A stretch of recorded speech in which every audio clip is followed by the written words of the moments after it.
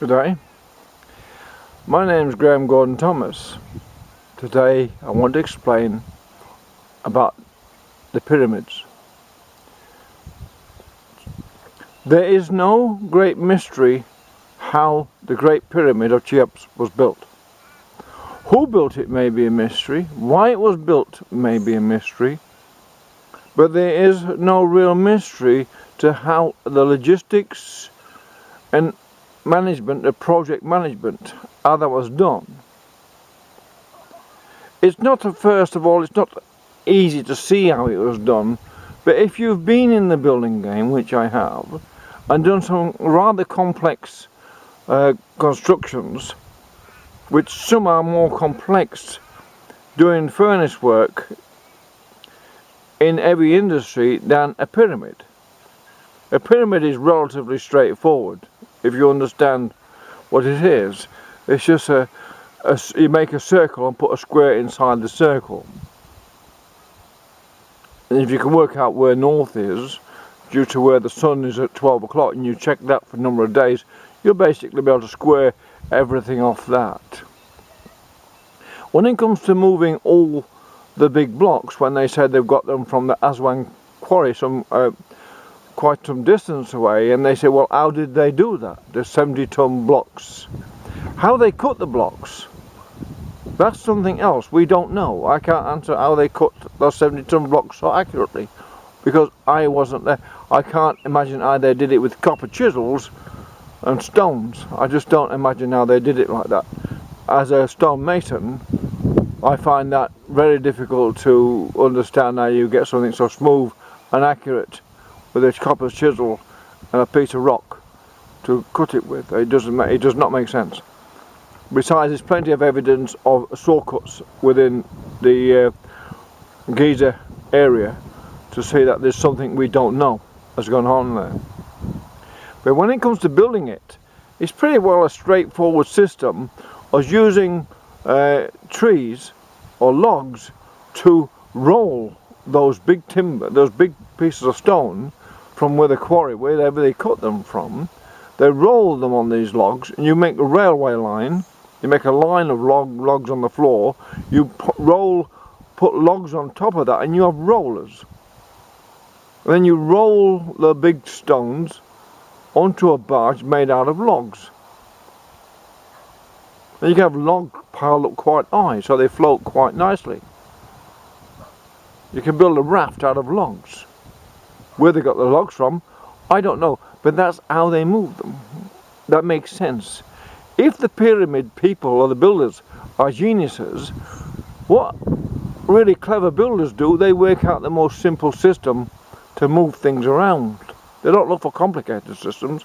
If they're clever enough to do and organised enough to build a pyramid, they're organised and clever enough to do it in the simplest way possible. And that's how I've analysed it. What is the most simple way to move those big stones? They moved them from the quarry on rollers, on like a rail. You put your timbers down, or your logs down for your runners, and you put your logs on top of that to roll your stones across, which you take 2 men would roll 70 tons without too much difficulty. It doesn't take much difficulty. A slight slope, and you've got it all under control. All you got to do is have a setup so it's then lowered onto a raft. You take the raft up to where the pyramid is. There were canals that went right up to the pyramid, and you roll it off. You roll it off that onto, and then you up the escarpment. There's no reason. Well, all they need is the logs they've brought up to float these stones upon.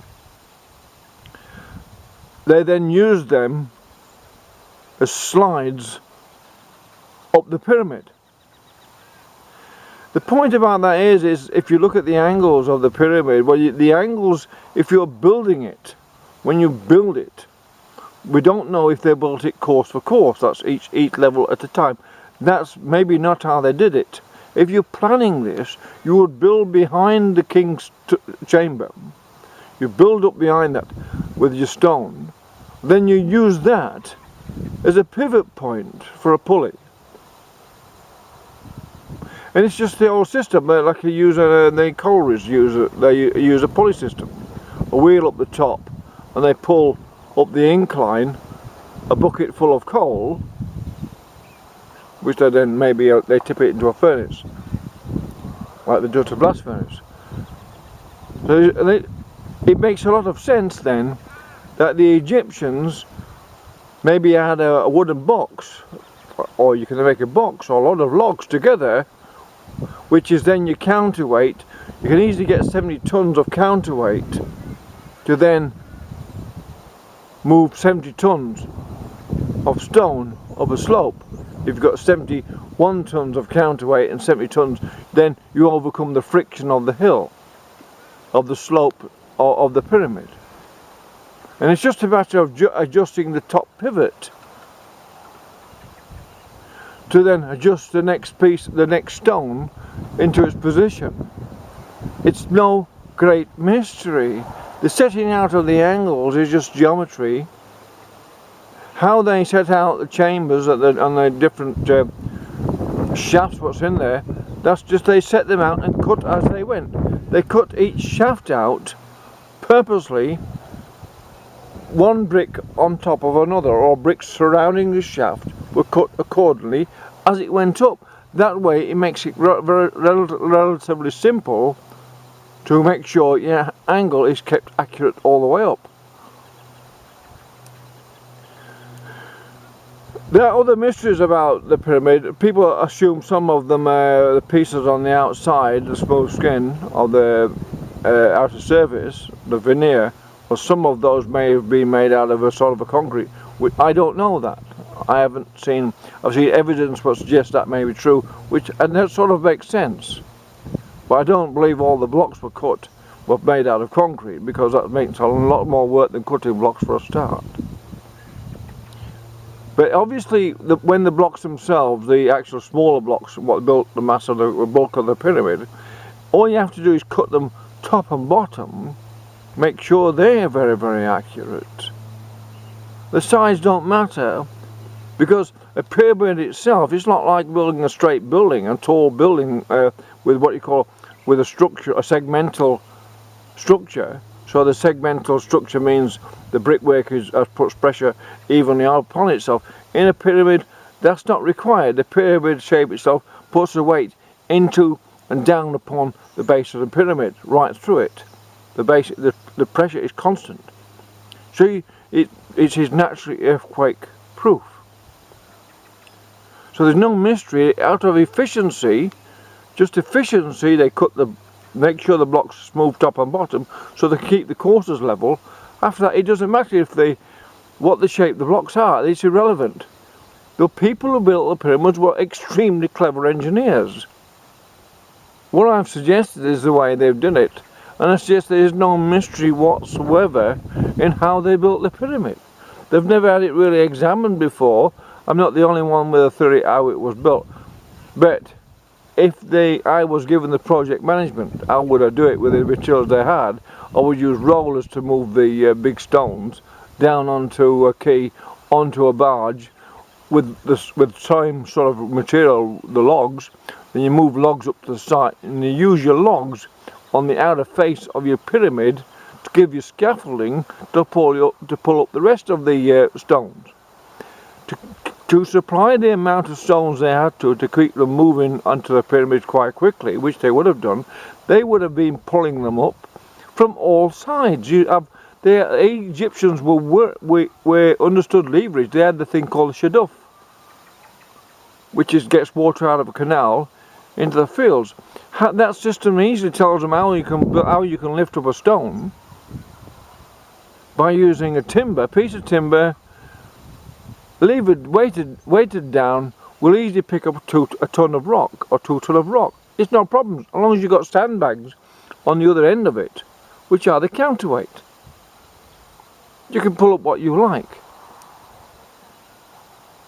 And you can also move things around with other logs. Moving the stones around on pieces of timber, like rollers all over the place, would be, I suggest, the way they did it. either the Egyptians, who are the people who built these pyramids, were brilliant and clever, or they were dumb. Archaeologists and everyone else should make up their mind. You can't be geniuses at one thing and dumb at another thing. They were brilliant engineers, and the brilliant engineers would have done it simply, and it's not a complex building to build, no matter what they all say. Anyone says it's super complex building to build has never really maybe built much at all. They may be involved in part of a structure. If you've been involved in a total structure from ground up, then maybe you say, well, okay, they're just problems, but there's no mystery. They're mysteries to solve, problems to solve, but there's no great mystery in how the Great Pyramid was built. And I'm Graham Gordon Thomas, presenting this to anyone who's interested.